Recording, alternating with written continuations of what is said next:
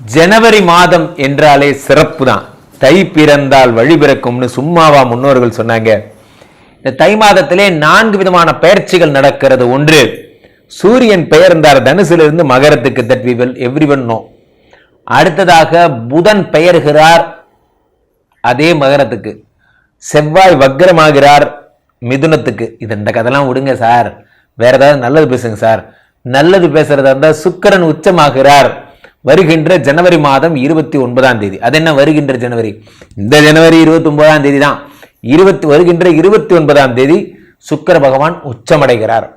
சுக்கிரன் உச்சமடைந்தால் நம் வாழ்க்கை எப்படி இருக்கும்? உலகத்திலேயே ஆடம்பர பொருட்கள், ஒரு ஆடம்பர வாழ்க்கை, சுகம், காதல், சந்தோஷம், மகிழ்ச்சி, திருமண வாழ்க்கை, லவ், லஸ் அத்தனைக்கு இன்சார்ஜ் யாருன்னா சுக்கிரன் தான்.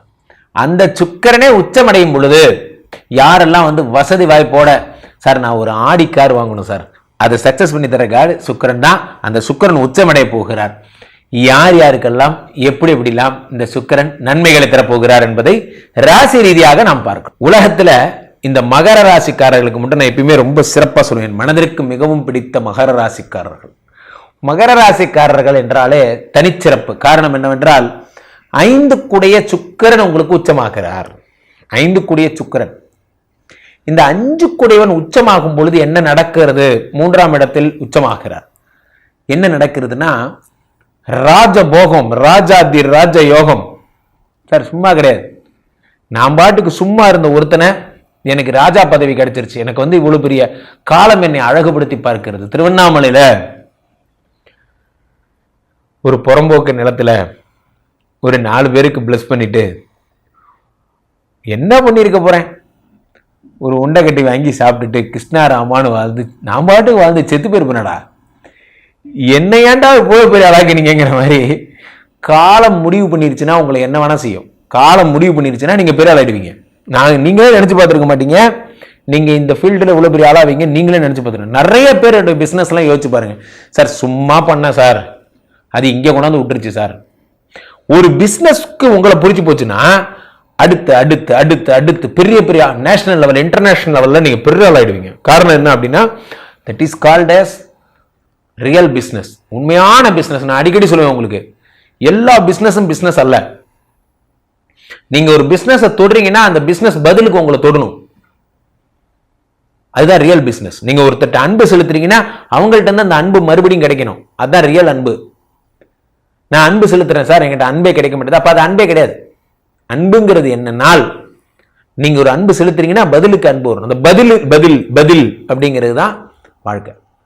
ஸோ அப்ப என்ன ஆகிறது என்றால் உங்களுக்கு 5 கூடையவன் உச்சமாகும் பொழுது யோகங்கள் பெருகிறது, யோகங்கள் பெருக்குகிறது. இதெல்லாம் ஆசைப்பட்டீங்களோ, கல்யாணம் பண்ணணும்னு ஆசைப்பட்டேன் சார், குழந்தை பெற்றுக்கணும்னு ஆசைப்பட்டேன், நான் சொந்த ஊர்ல லேண்ட் வாங்கணும்னு ஆசைப்பட்டேன், நான் இது ஆசைப்பட்டேன் அதை ஆசைப்பட்டேன், எதை ஆசைப்படுறீங்களோ அது கிடைச்சிடும். 5 கூடையவன் யோகம்னு சொல்றாங்க. இவருக்கு அந்த யோகம் இருக்கா? இவருக்கு திருமண யோகம் இருக்கா? இவருக்கு குழந்தை பிறக்கிற யோகம் இருக்கா? இவருக்கு அது இருக்கா இது இருக்கா?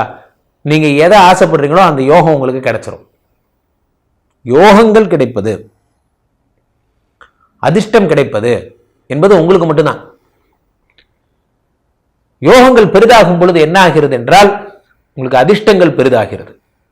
அதிர்ஷ்டங்கள் பெரிதாகும் பொழுது உங்களுக்கான வாழ்க்கை என்பது தன்னால் கிடைக்கப்படுகிறது.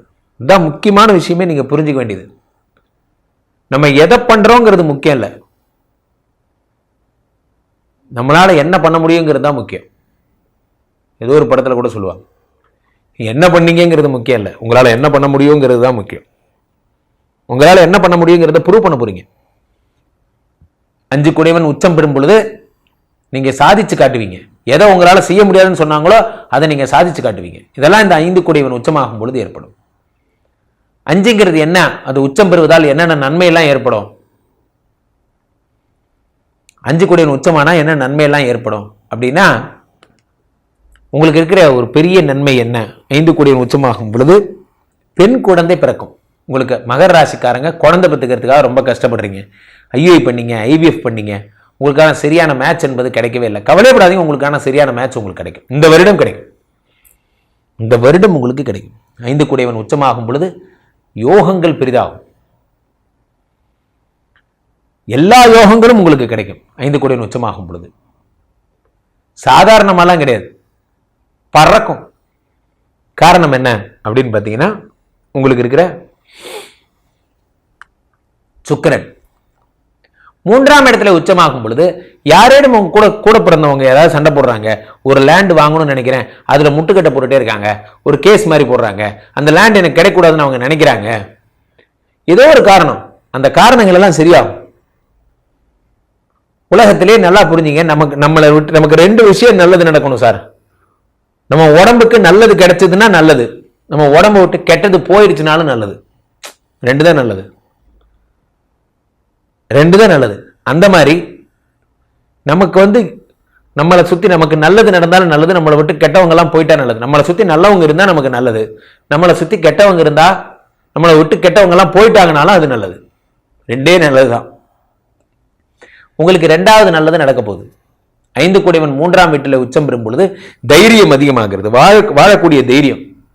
எல்லாம் இருட்டு, எல்லா கதவுகளையும் அடைத்து விட்டார் கடவுள், நான் என்ன செய்வது? சார் நல்லா புரிஞ்சுங்க, when nothing is there, life remains constant. நான் அடிக்கடி சொல்லிப்பேன், எல்லா கதவுகளும் மூடினாலும் வாழ்க்கை இன்னும் திறந்துதான் இருக்கிறது. வாழ்க்கை இன்னும் திறந்துதான் இருக்கு. நீங்க இப்ப நினைச்சா கூட வாழலாம், இப்ப நினைச்சா கூட வாழ்வின் உயரத்துக்கு நீங்க போலாம். ஆனா நீங்க நினைக்கணும். 5 கோடியின் உச்சமாகும் பொழுது அந்த எண்ணங்கள் எல்லாம் உண்டு பண்ணுவார். 3ஆம் இடத்துல தைரியஸ்தானத்திற்கு வரும் பொழுது, சார் இப்ப நான் நினைக்கிறேன் நான் சிகரெட் பிடிக்கணும்னு, நான் என்னால முடியாதுன்னு நினைக்கிறீங்களா? முடியும் தம்பி, ஒரு நிமிஷம் தம்பி, நான் கொஞ்சம் வரேன், ஒரு போன் பேசிட்டு வரேன்னு சொல்லிட்டு கூட போய் பிடிச்சிட்டு வரலாம். முடியுமா? முடியாதா? முடியும். இப்ப நான் நினைச்சேன்னா நான் என்ன வேணா செய்யலாம். இப்ப நான் என்ன நினைக்கிறேன்னா அதை என்னால செய்ய முடியுமா? முடியாதா? முடியும். அப்ப நீங்க என்ன நினைக்கிறீங்களோ அது நடக்கும். கரெக்டா? அப்ப நம்ம ஏன் ஒன்றும் நினைக்கல? நம்ம ஏன் ஒன்றும் பெரிய ஆளாகணும்னு நினைக்கல? நம்ம நினைச்சிருந்தா அதுக்காக ஒர்க் அவுட் பண்ணுவோம், நம்ம உடலை வருத்துவோம், நம்ம எண்ணங்களை அதை ஃபோக்கஸ் பண்ணுவோம். சார் நிறைய படிச்சீங்கன்னா அறிவு வளரும், அறிவை ஃபோக்கஸ் பண்ணுங்க, அறிவு வளரும். புத்தகங்களை ஃபோக்கஸ் பண்ணுங்க, அறிவு வளரும். ஸோ 5 கோடியவன் 3ஆம் வீட்டில் வருவது என்பது, 3ஆம் இடம் என்பது ஜெயஸ்தானம், 3ஆம் இடம் என்பது சகோதர ஸ்தானம், 3ஆம் இடம் என்பது முயற்சிகளுக்கான இடம். வாழ்க்கையில ஒருத்தன் எதை பத்தியுமே கவலைப்பட தேவையில்லை. என் மனைவி அடிக்கடி என்கிட்ட கேட்பா, நம்ம என்ன பண்ண போறோம், நம்ம வாழ்க்கை என்ன பண்ண போறோம்? நான் ஒன்னே ஒண்ணுதான் சொல்லுவேன், நான் என் முயற்சியின் மேல் நம்பிக்கை வைத்திருக்கேன், நான் என் முயற்சி மேல நம்பிக்கை வச்சிருக்கேன். எவன் ஒருவன் தன் முயற்சியை தீவிரமாக நம்புகிறானோ அவனுக்கு வாழ்க்கையில எதை பத்தியுமே கவலை இல்லை. ஏன்னா அந்த முயற்சி அவனுக்கான பணிகளை உண்டாக்கி தரும், அந்த பணி அவனுங்களுக்கான வெற்றியை உண்டாக்கி தரும். ஸோ அதனால முயற்சி அடைய போறீங்க, உங்க முயற்சியில ஜெயிக்க போகுது. 3ஆம் இடத்துல சுக்கிரன் வந்துட்டாரு. முயற்சி, நான் என்னைக்கு முயற்சி எடுத்து என் கடையும் ஓடியே விளங்கும். சில பேர் இருக்கான் காலங்காத்தாலே ஆமா இன்னைக்கு கம்பெனி ஆரம்பிச்சாச்சா, ஆமாடா காலிலே கொட்டாய் விடுறா, விளங்கிரும்டா. இன்னைக்கு 5 கோடியர் 3ஆம் வீட்டுல வரான். வேலையை லவ் பண்ணுங்க, ஒய்ஃபை லவ் பண்ணுங்க, சந்தோஷமா இருங்க, ஹாப்பியா இருங்க, சிரிச்சுட்டே இருங்க. கீழே போயிட்டு இருக்க இந்த 2 நம்பரை கூப்பிடுங்க. உங்களுடைய சொந்த ஜாதகத்தை புத்தகம் புக் பண்ணி பார்த்துக் கொள்ளுங்கள். உலக புகழ் வாய்ந்த நமது ஸ்ரீமடத்தில் தினசரி நடக்கின்ற விஷ்ணுமாயா வேள்விகளில் பங்கு பெறுங்கள். என்ன பிரச்சனைனாலும் உங்களுக்கு தீர்த்து தருகிறோம், நான் உத்தரவாதம் தருகிறேன். 48 நாட்கள் இந்த பூஜைகள் செய்து தருகிறோம். அதற்கான வீடியோஸ்லாம் இங்கே அட்டாச் ஆயிருக்கு. எந்த பிரச்சனையா இருந்தாலும் சொல்லுங்க, உங்களுக்கு பூஜைகள் பண்ணி பிரச்சனைகளை சரிபடுத்தி தருகிறோம். மீண்டும் ஒரு நல்ல பதிவில் சந்திப்போம். நன்றி, வணக்கம்.